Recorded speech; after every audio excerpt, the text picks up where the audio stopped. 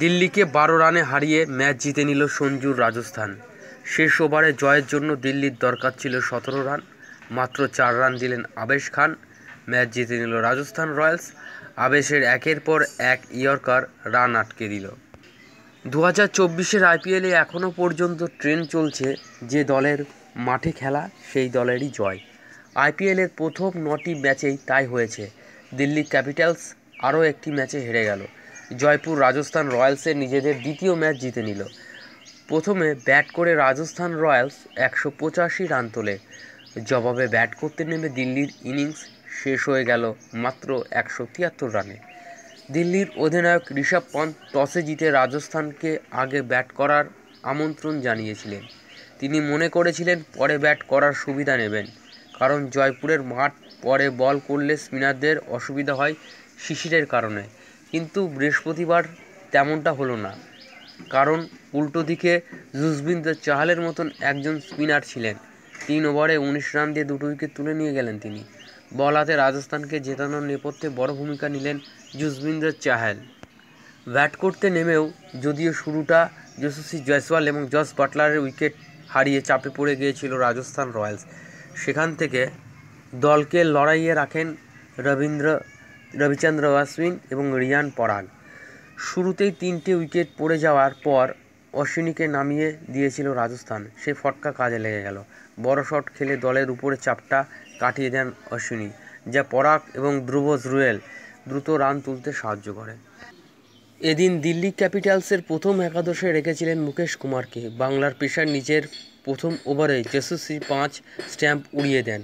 এরপর একের পর এক সাজঘরে ফিরে যান সঞ্জু স্যামসন ব্যক্তিগত 15, জস বাটলার ব্যক্তিগত 11 এবং 36 রানে 3 উইকেট হারায় রাজস্থান একটা সময়। সে সময় অশ্বিনীকে নামিয়ে দেওয়া হয়। 19 বলে 29 রানের গুরুত্বপূর্ণ ইনিংস খেলেন ভারতীয় স্পিনার। ওনার ইনিংসটি সাজানো ছিল 3টি 6, এর মধ্যে 2টি ছিল দক্ষিণ আফ্রিকার পেসার হেনরিক নকিয়ার বিরুদ্ধে। অশ্বিনীর সেই ইনিংস ফলে চাপ কেটে যায় তরুণ রিয়ান পরাগের উপর থেকে। তিনি দ্রুত রান তুলতে শুরু করলেন। পাওয়ার প্লেকে কাজে লাগাতে পারেনি রাজস্থান, তাতে কোনো প্রভাব পড়েনি। শেষ ওভারে নকিয়াকের বলে পরাগ নিলেন 25 রান এবং নিজে 45 বলে 84 রানে অপরাজিত রইলেন।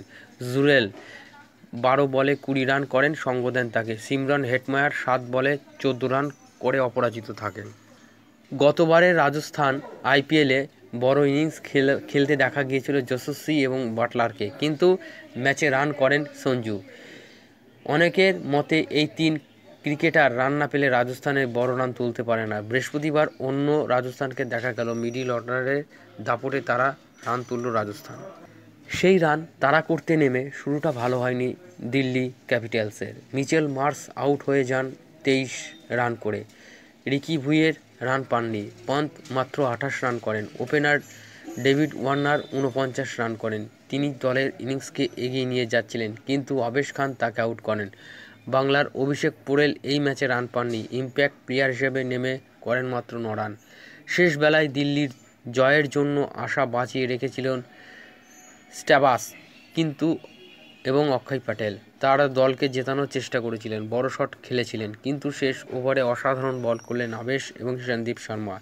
শেষ ওভার করেন আবেশ, সঠিক ইয়র্কার করে ম্যাচ জেতালেন তিনি। আসুন এই ম্যাচের স্কোর কার্ড নিয়ে আলোচনা করি। Rajasthan versus Delhi Capitals, 9th match. Live commentary course, Indian premier league 2014, venue স্বামী মানস স্টেডিয়াম, জয়পুর। প্রথমে দিল্লি ক্যাপিটালস টসে জিতে ফিল্ডিং করার সিদ্ধান্ত নিলে স্বাভাবিকভাবে রাজস্থান রয়্যালস প্রথমে ব্যাট করতে নামে। যশস্বী জয়সওয়াল 7 বলে 5 রান করেন একটি 4-এর সহযোগিতায়। Boult Mukesh Kumar, Jos the boss 16 বলে 11 রান। এলপিডব্লিউ কুলদীপ যাদব, সঞ্জু স্যামসন দলীয় অধিনায়ক এবং উইকেটরক্ষক ব্যাটসম্যান, 14 বলে 15 রান, 3টি 4-এর সহযোগিতায়। সঞ্জু স্যামসন কট ঋষভ পন্ত, বোল্ড খলিল আহমেদ। রিয়ান পরাগ নট আউট, 45 বলে 84 রান।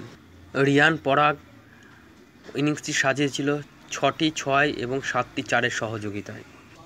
রবিচন্দ্র অশ্বিন কট তৃস্তান, বোল্ড অক্সার 19 বলে 29 রান, 3টি 6-এর সহযোগিতায় ধ্রুবেল জুরেল। 12 বলে 20 রান, 3টি 4-এর সহযোগিতায় হেটমায়ার। 7 বলে 14, একটি 6 এবং একটি 4-এর সহযোগিতায়। আসুন দেখে নেই দিল্লি ক্যাপিটালসের বোলারদের পারফরমেন্স। খালিল আহমেদ 4 ওভার হাত ঘুরিয়ে 24 রানের বিনিময়ে একটি উইকেট। মুকেশ কুমার 4 ওভার হাত ঘুরিয়ে 49 রানের বিনিময়ে একটি উইকেট। হেনরিক নকিয়া 4 ওভার হাত ঘুরিয়ে 48 রানের বিনিময়ে একটি উইকেট। অক্ষর প্যাটেল 4 ওভার 21 রানে একটি wicket. Kuldeep Yadav 4 over 41 run দিয়ে একটি উইকেট। তো টোটাল রাজস্থান রানস 5 উইকেট হারিয়ে 185 রান করে। বিশাল রানের লক্ষ্য নিয়ে খেলতে নেমে প্রায় আস্কিং রেট 9-এর আশেপাশে। প্রথমে দিল্লি ক্যাপিটালসের ইনিংস শুরু করেন বাঁহাতি ওপেনার ডেভিড ওয়ার্নার এবং মিচেল মার্শ, দুইজনেই স্বনামধন্য অস্ট্রেলিয়ার ক্রিকেটার। ডেভিড ওয়ার্নার 34 বলে 49 রানের ইনিংস খেলেন। ওনার ইনিংসটি সাজানো ছিল 3টি 6 এবং 5টি 4-এর সহযোগিতায়। কট, সন্দীপ শর্মা বোল্ড, আবেশ খান। মিচেল মার্শ 12 বলে 23 রান, 5টি 4-এর সহযোগিতায় bold, নন্দ্রে Burger. Ricky Bhui, caught, Sanju Samson bowled, Nandre Burger. 2 বলে 0 রান। ঋষভ পান্ত দলীয় অধিনায়ক, উইকেট রক্ষক, ব্যাটসম্যান, কট, সঞ্জু স্যামসং বোল্ড, যুজবেন্দ্র চাহাল 26 বলে 28 রান, 2টি 4 এবং একটি 6-এর সহযোগিতায়। ট্রিস্টান স্ট্রাবস নট আউট 23 বলে 44 রান, 3টি 6, 2টি 4-এর সহযোগিতায়। Abhishek Porel, caught, Jos the Boss bowled, Yuzvendra Chahal 10 বলে 9 রান। অক্ষর প্যাটেল 13 বলে 15 রান, একটি 4-এর সহযোগিতায় নট আউট। আসুন দেখে নিই দিল্লি বোলারদের পারফরমেন্স। ট্রেন্ট বোল্ট 3 ওভার 29 রানে কোনো উইকেট নেই। নন্দার বার্গার 3 ওভার 29 রানে 2টি উইকেট। রবিচন্দ্র অশ্বিন 3 ওভার 30 রানে কোনো উইকেট নেই। আবেশ খান 4 ওভার 29 রান, একটি wicket. Yuzvendra Chahal 3 over 29 run, 2টো wicket. Sandeep Sharma 4 over 36 run, কোনো উইকেট নেই। এই ম্যাচের প্লেয়ার অব দ্য ম্যাচ